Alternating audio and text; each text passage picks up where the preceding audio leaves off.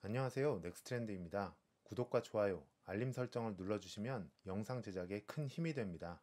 최근 니오, 샤오펑, 리오토 등과 관련해 이슈가 좀 있었습니다. 사실 이들 세 기업뿐만 아니라 미국 증시에 상장된 중국 기업 전체가 영향을 받을 수 있는 일이 생겼죠. 미국 하원이 미국 증시에 상장된 중국 기업의 퇴출을 가능하게 하는 법안을 가결한 것입니다. Holding Foreign Companies Accountable Act라는 법안입니다. 번역하면 외국기업 책임법 정도가 되겠네요. 2019년에 발의되어 올해 5월에 상원에서 통과되었고 지난 12월 2일에 하원에서 통과되었습니다. 이제 대통령이 서명하면 법안이 발효됩니다. 이 법안에 따르면 미국 증시에 상장된 모든 외국 기업은 미국의 회계감사 기준을 준수해야 하며 3년 연속 미 상장기업회계감독위원회의 감리를 통과하지 못하면 주식시장에서 퇴출됩니다. 이에 따라 미국 증시에 상장된 중국 기업들이 퇴출되는 것이 아닌가 하는 우려가 제기되고 있습니다. 특히 올해 평균 130% 넘게 상승했던 중국의 전기차 업체인 니오와 샤오펑, 리오토 등이 퇴출될 수 있다는 우려에 주가가 하락세를 보였습니다. 국내 언론들도 이를 중요하게 다루었습니다. 대체로 법안 통과에 따른 부작용을 우려하는 모습입니다.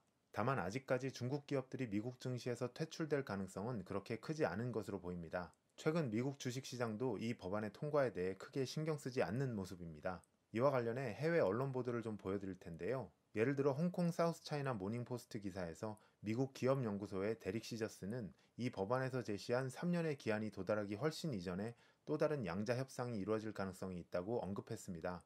이것은 중국 제일제경의 12월 3일자 기사입니다. 美国会通过外国公司问责法案 미국 의회가 외국 회사 문책 법안을 통과시켰다는 것이고요. 对中概股影响有多大? 그리고 이것이 중국 주식에 얼마나 큰 영향을 미칠까 하는 제목입니다. 그런데 여기에 이러한 문구가 있습니다.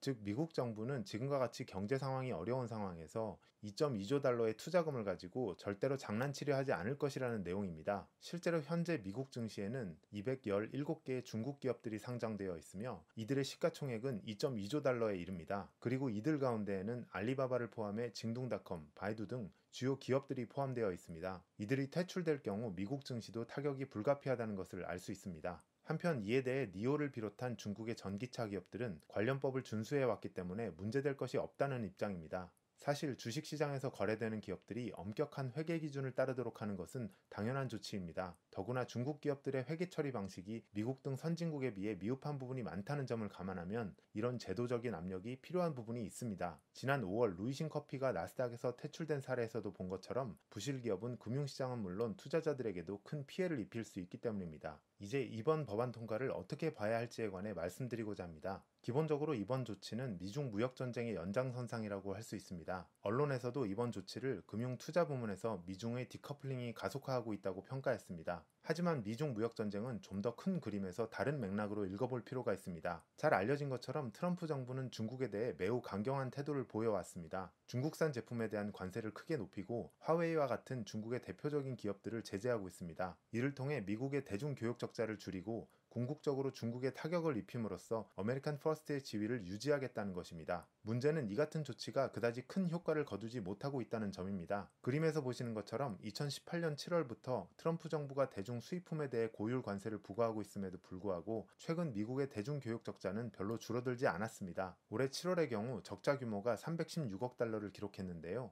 이는 트럼프 대통령이 2016년 대선 선거운동 과정에서 대중무역 적자의 심각성을 강조하며 중국을 역사상 가장 큰 도둑이라고 비판했던 때보다 오히려 더 커진 것이었습니다. 그나마 올해 초에 적자 폭이 줄어들었으나 이후 다시 증가하는 모습입니다. 무엇보다 중국이 주요국들 가운데 코로나19 방역에 가장 먼저 성공하며 3분기부터 경제 성장률이 반등한 반면 미국 경제는 어려운 상황이 이어지고 있는 것을 들 수 있습니다. 올해 3분기의 경우 미국 경제 성장률이 33.1%로 역대 최고치를 기록했으나 1분기와 2분기 성장률이 워낙 저조했기 때문에 이에 따른 기저효과가 작용한 것이라고 할 수 있습니다. 참고로 앞에서 본 중국 경제 성장률은 전년 동기 대비 기준인 반면 미국의 경제 성장률은 전분기 대비를 연율로 환산한 것입니다. 이해를 돕기 위해 전년 동기 대비를 기준으로 양국의 경제 성장률을 비교해보면 올해 3분기 중국의 경제 성장률은 4.9%였던 반면 미국은 마이너스 2.9%를 기록했습니다. 게다가 최근 미국의 코로나 신규 확진자가 다시 증가하고 있음을 감안하면 미국 경제의 어려움은 당분간 이어질 것으로 보입니다. 결과적으로 중국에 큰 타격을 입히려 했던 트럼프 정부의 의도가 크게 빗나간 것입니다.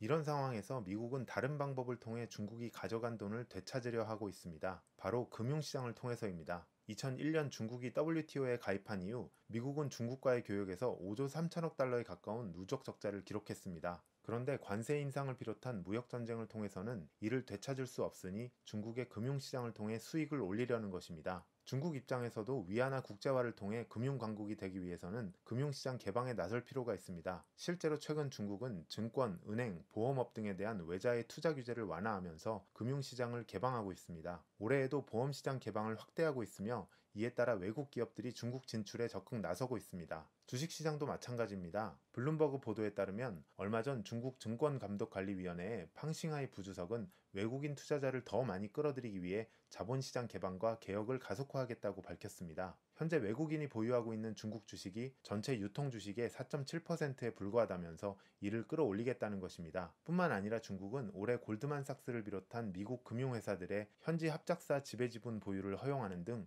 금융시장 개방 수위를 크게 높이고 있습니다. 최근 위안화 강세도 이러한 맥락에서 이해할 필요가 있습니다. 그림에서 보시는 것처럼 올해 하반기 이후 달러 위안화 환율이 크게 하락하며 위안화가 강세를 보이고 있는데요. 여기에는 기본적으로 미국 경제 부진과 막대한 규모의 부양책으로 달러가 약세를 보이고 있는 것이 크게 작용하고 있습니다. 하지만 동시에 앞에서 본 것처럼 중국에서 코로나19가 조기 종식되면서 경제지표가 뚜렷한 회복세를 보이고 있고, 여기에 중국이 금융시장 개방에 적극 나서면서 글로벌 자금이 중국으로 몰려들고 있다는 점도 크게 작용하고 있습니다. 이런 상황에서 중국 증시도 상승세를 이어가고 있는 것입니다. 최근 중국과 관련된 뉴스는 이런 맥락에서 살펴볼 필요가 있습니다. 현재까지 트럼프 정부의 중국 압박이 지속되면서 미중 갈등이 지속되고 있습니다. 바이든 정부가 들어선다고 하더라도 대중 강경 기조는 일정하게 이어질 가능성이 높습니다. 하지만 이러한 상황에서도 미국 금융회사들을 비롯한 글로벌 자금들은 높은 성장 가능성을 지닌 중국 시장으로 몰려들고 있습니다. 물론 중국이 사회주의 체제이고 경제 시스템 곳곳에서 정부의 입김이 강하게 작용하기 때문에 모든 과정이 순조롭지는 않을 것입니다. 하지만 중국 기업 또는 중국 경제에 관심이 있는 분이라면 글로벌 자금의 이러한 흐름을 반드시 확인하셔야 합니다. 이상 넥스트렌드였습니다.